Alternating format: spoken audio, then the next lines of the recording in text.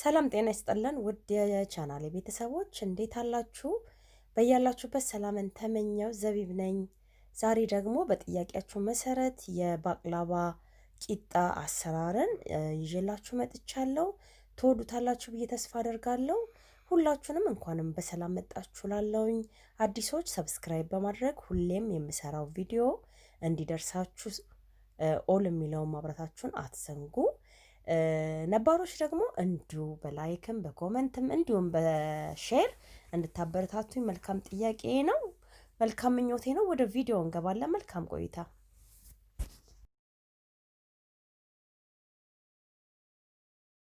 እሺ ተመልካቾቼ እንግዲህ እዚህ ጋር ፕሌን ፍላወር አለኝ ማለት ነው። ኦን ያው በቱርክኛ ነው፣ ከቱርኮች ሱቅ ነው ያገኘሁት። ጨው አለኝ፣ አንድ እንቁላል፣ ወተት፣ ቤኪንግ ፓውደር እና ኤክስትራ ቨርጂን ኦሊቭ ኦይል ነው ያሉኝ ማለት ነው። በመጀመሪያ ደረጃ እንቁላሌን እሰብራለሁኝ። ከሰበርኩኝ በኋላ እሱን በደንብ መተዋለሁኝ ማለት ነው። ኦል ፐርፐዝ ፍላወር ነው የሚሰራበት በብዛት ማለት ነው። ግን ኢትዮጵያ ያላችሁ ሰዎች ምናልባት ኦል ፐርፐዝ ፍላወር የማታገኙ ከሆነ በፕሌን ፍላወር መስራት እንደምትችሉ ለማሳየት ነው ይሄን ቪዲዮ የሰራሁት። ግን በሌላ ሀገር የምትኖሩ ደግሞ በኦል ፐርፐዝ ፍላወር መስራት ትችላላችሁ። ከዛ ግማሽ ኩባያ ወተት ጨምራለሁ፣ 1/3 ኤክስትራ ቨርጂን ኦሊቭ ኦይል። ከዛ እነዚህን ሶስቱን ግብአቶች በደንብ አድርጌ አቀላቅላቸዋለሁ ማለት ነው።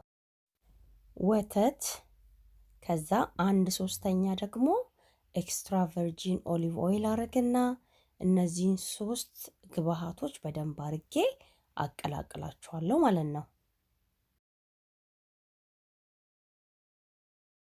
ከዛ በመቀጠል የሚሆነው ያው ዱቄቴን ሰፍሬ ነው የምጠቀመው። ያው ለእናንተ ለማሳየት ያህል ነው የምሰራው። እናንተ በብዛት የምትፈልጉ ከሆነ እንደ ቤተሰባችሁ መጠን ወይ ደግሞ እንደምትፈልጉት ብዛት መጠን መጠቀም ትችላላችሁ ማለት ነው። እኔ ያው አይዲያውን ነው ማሳያችሁ ማለት ነው ዛሬ።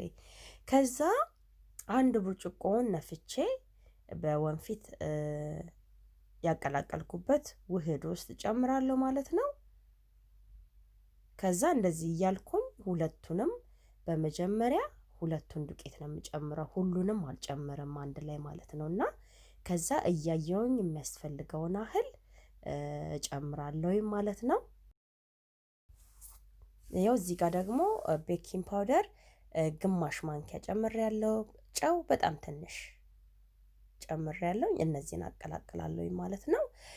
ሌላው ጥያቄ ደግሞ የመጣልኝ ሴራፑን አላሳየሽንም እንዴት ነው የሚል ጥያቄ ነበረ። እሱን መካከል ላይ ያስገባላችኋለሁ ድጋሚ። ግን የባቅላባ ቪዲዮ ላይ የመጀመሪያውን እንትን ብያለሁ ማለት ነው፣ አሳይቻለሁኝ። እዚህ ጋር ግን በደንብ ኤክስፕሌን አደርጋለሁኝ።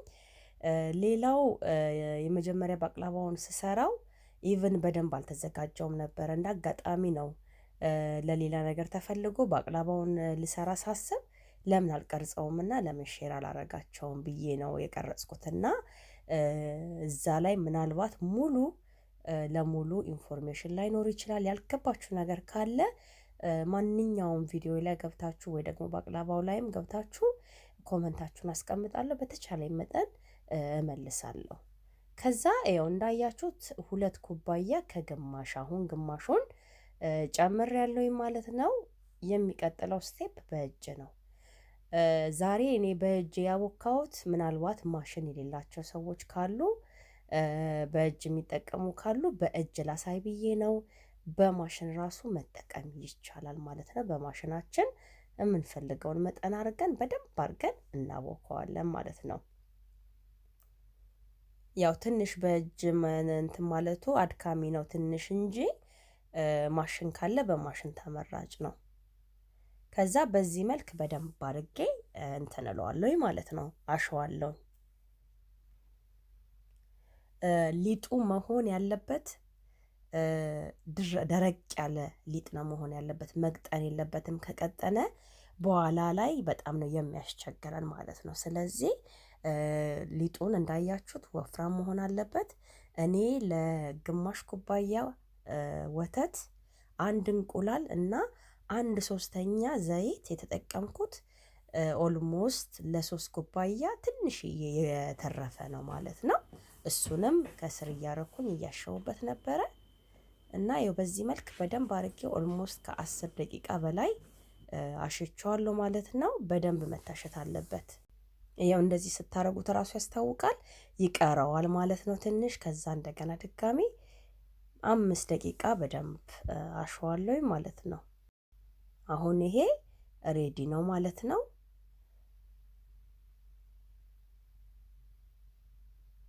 በዚህ መልኩ የምግብ መሸፈኛ ላስቲክ ውስጥ መጠቅለል ትችላላችሁ፣ ወይ ደግሞ እንደዚህ ዚፐር ባግ ካላችሁ እዛ ውስጥ ማስገባት ትችላላችሁ።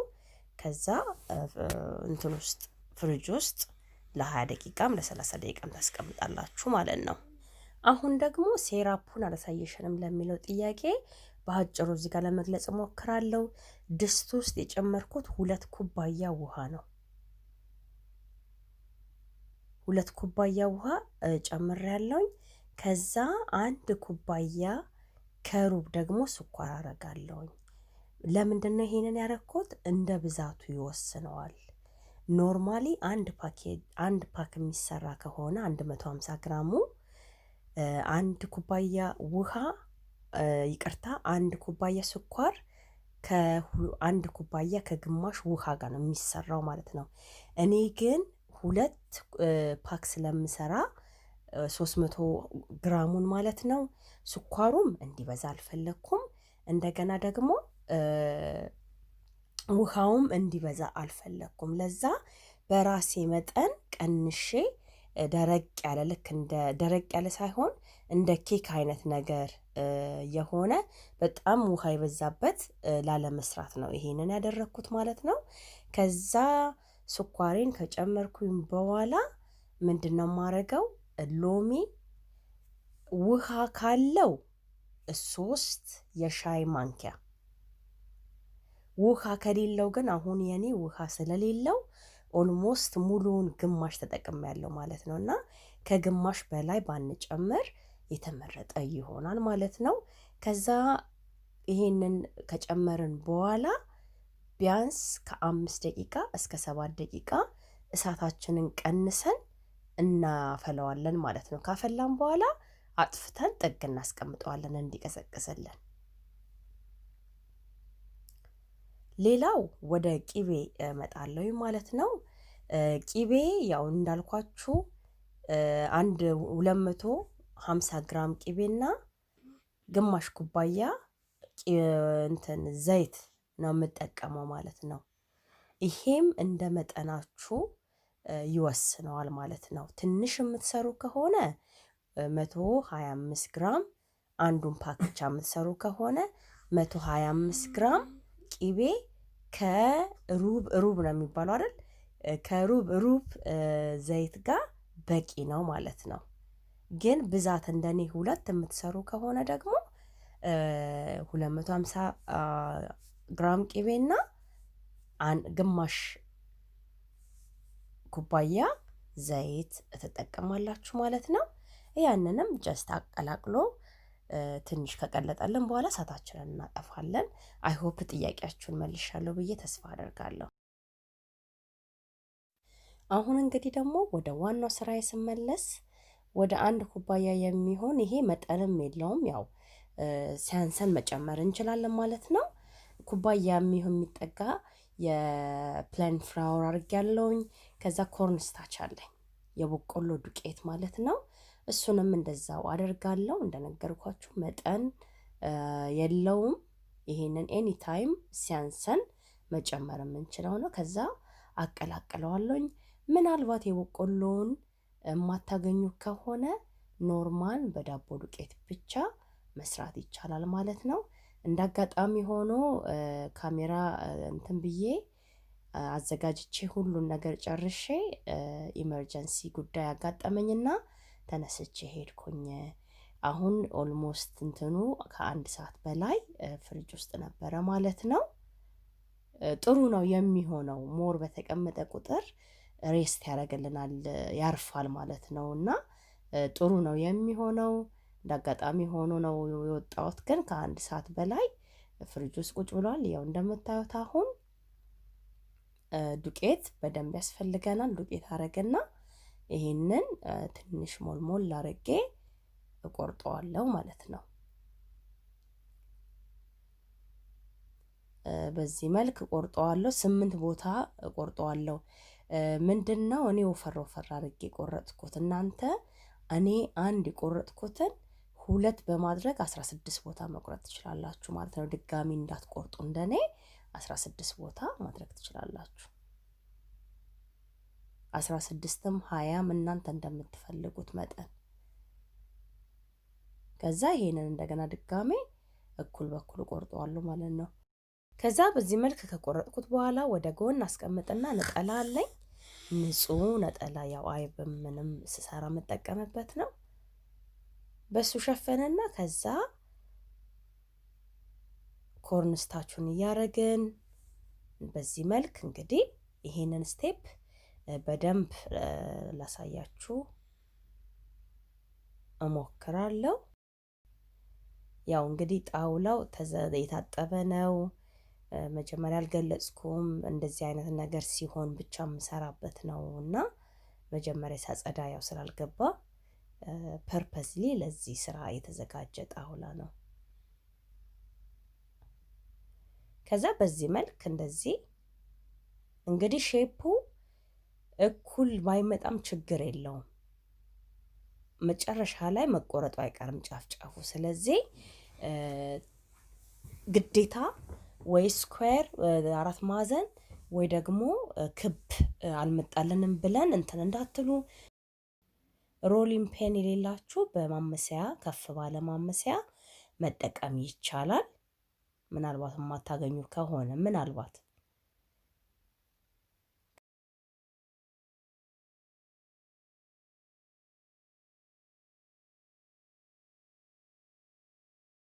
ከዛ ያው እንደምታዩት 8ቱን በዚህ መልክ ሰርቻለሁ።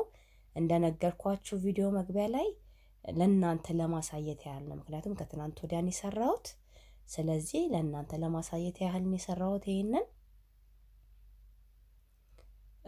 ሌላው አንድ ጥያቄ መጥቶልኝ ነበረ፣ ስንት ሌየር እንዳረግሽ አልገለጽሽም የሚል ነው። አሁን ለምሳሌ 16 ቂጣ ካለን 8ቱን ቂጣ ከታች ካደረግን በኋላ ከዛ መሀከል ላይ ምንድነው የምናደርገው? ለውዙን እናደርጋለን ማለት ነው። ከዛ ለውዙን ካደረግን በኋላ የቀረውን 8 ከላይ እናደርጋለን ማለት ነው። እና እዛ ቪዲዮ ላይ ሙሉ ለሙሉ እንደነገርኳችሁ ኢንፎርሜሽን አልገባም። እንግዲህ ይቅርታ ጠይቃለሁ በድጋሚ። ከዛ በዚህ መልክ እንደዚህ ጫን ጫን እያልኩኝ ሰፋ ሰፋ አረጋለሁ። ትልቁ ነገር ይሄ ስራ ምንድነው? አንድ ሊጥ እንደዚህ በጥንትን ባለን ቁጥር ባሰፋን ቁጥር ማለት ነው ከማስቀመጣችን በፊት ከመደረባችን በፊት ሌላውን ዱቄት በደንብ መነስነስ አለብን ከላይ ማለት ነው። እሱ ምን ይረዳዋል? እንዳይጣበቅ ይረዳዋል። እንዳያችሁት አሁን ዱቄት በደንብ ስላለው አልተጠባበቀም፣ ይንሸራተታል ማለት ነው። ስለዚህ ዱቄት በደንብ አስፈላጊ ነው፣ በደንብ ማድረግ ማለት ነው። ከዛ በዚህ መልክ እንግዲህ በደንብ አድርጌ አሰፋዋለሁ እስከምፈልገው ድረስ ማለት ነው። ያው እንግዲህ ስላሳያችሁ እንዳይበዛ ደግሞ ፈጠን ፈጠን አደርገዋለሁ ማለት ነው። አሁን ከመሀከል እየገፋው ወደ ዳር ነው የማወጣው። ልክ ቪዲዮ ላይ እንዳያችሁት ወደ ዳር አወጣዋለሁ ማለት ነው። ከዛ እንደዚህ ዞር አደርገዋለሁ። አሁንም ይሄንን ፕሮሰስ እስከ መጨረሻው ውፍረቱ እኩል እስከሚሆን ድረስ አደርጋለሁ ማለት ነው። በጣም ቀላል ነው። ያው ጀስት ቴክኒኩን እንትን ማለት ነው እንጂ ምንም አይከብድም። በጣም ቀላል ነው። ኢቭን ከውጭ ገዝተን ከምንጠቀመው ይልቅ ይሄ ቤታችን ውስጥ ያዘጋጀነው ተመራጭ ነው። ያው ስፔሻሊ ውጭ ሀገር የምንኖር ሰዎች ጊዜ አይኖርም ይሄንን ለመስራት እንጂ ይሄንን ሰርተን ኢቭን ፍሪጅ ውስጥ ራሱ ከሳምንት በላይ ይቀመጣል። አስቀምጠነው መጠቀም እንችላለን በፈለግነው ሰዓት ማለት ነው። ያው እንደምታዩት እንግዲህ አሁን ትልቅ ሆኖልኛል። በዚህ መልክ እንትን እያልኩ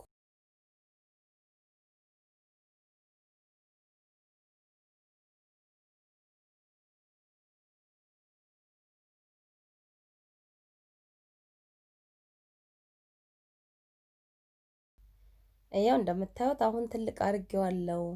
የሚገርመው ነገር ከዚህም በላይ ማስፋት ይቻላል እና በዳጣችሁት ቁጥር እየሰፋ ነው የሚሄደው እና ትንሽ እዚህ ጋር ትንሽ ብዥ ብሏል። ለመለየት እንዴት እንደምትለዩት ደግሞ አሳያችኋለሁ ማለት ነው።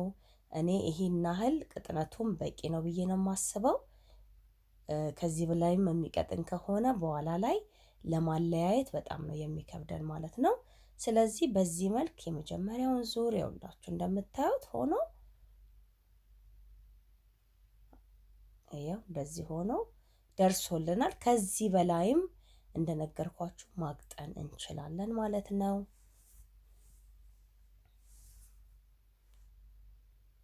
ያው ጫፍ ጫፉ በምንሰራበት ሰዓት ቆራርጠን እናወጣዋለን ማለት ነው። እኔ አሁን ምንድነው የማደርገው ስለማልሰራው ያው ባቅላባ ስላለኝ ድጋሚ አልሰራም ማለት ነው። ይሄንን ለለያየውና እንደዚህ ዱቄት እያደረኩኝ ለያይቼ ፍሪጅ ውስጥ አስቀምጠዋለሁኝ። ከዛ በፈለኩበት ሰዓት አንስቼ መስራት እችላለሁኝ። ሌላው ደግሞ ልነግራችሁ የምፈልገው ነገር ይሄ ብቻ አይደለም፣ ባቅላባ ብቻ አይደለም በዚህ የሚሰራው። ሌላም ቦሬክ የሚባል የቱርክ ፖፑላር ቁርስ የሚበላ ቁርስ ሰዓት ላይ የሚበላ ማንኛውም ሰዓት ላይ ለሚበላ አክቹሊ እሱም ይሰራበታል። እሱን ደግሞ እኔ ከዚህ በፊት ሰርቼዋለሁኝ። ቪዲዮ ላይ ገብታችሁ ያው እሱን በሱቅ እንትን የሰራሁት፣ ግን በዚህ መልክ ሰርታችሁ መጠቀም ትችላላችሁ ማለት ነው። ቦሬኩን በጣም ነው የሚጣፍጠው። ቀምሳችሁት ካላወቃችሁት ሊንኩን እዚህ መጀመሪያው ኮመንት ላይ ወይ ደግሞ ዲስክሪፕሽን ላይ አስቀምጥላችኋለሁ ማለት ነው። ከዛ ስንለየው እንዳያችሁት በጣም በጥንቃቄ ነው የሚሆነው። እንደ ላስቲክ ነው የሚለጠጠው። እንደዚህ እያደረግን እንለየዋለን ማለት ነው። ይኸው እንግዲህ እንደምታዩት አድርጌ የዛሬን ቪዲዮ በዚህ አጠናቅቃለሁ ማለት ነው። ያው እንደነገርኳችሁ ዛሬ እኔ አልሰራም ስላለኝ ማለት ነው። እናንተ ወዲያውኑ መጠቀም ትችላላችሁ። አሰራሩን ደግሞ መጀመሪያ የለቀኩት ቪዲዮ ላይ መመልከት ትችላላችሁ ማለት ነው። እስከዚህ ሰዓት ድረስ አብራችሁኝ ስለቆያችሁ ከልብ አመሰግናለሁ። ለምታበረታቱኝ በጣም አመሰግናለሁ። ሼር እያደረጋችሁ በኮመንትም በላይክም በጣም አመሰግናለሁ። እግዚአብሔር ያክብርልኝ። አዲሶቹም እንኳንም በሰላም መጣችሁ በድጋሚ። እንግዲህ ሰብስክራይብ ማድረጋችሁን አትርሱ። ኦል የሚለውን አብሩ። ከዜድ ኪችን ብዙ ነገር አብረን እንማራለን፣ የምንማማርበት ይሆናል። በሌላ ቪዲዮ ደግሞ እስከምንገናኝ መልካሙን ቸሩን ሁሉ ተመኘው። መልካም ጊዜ። ባባይ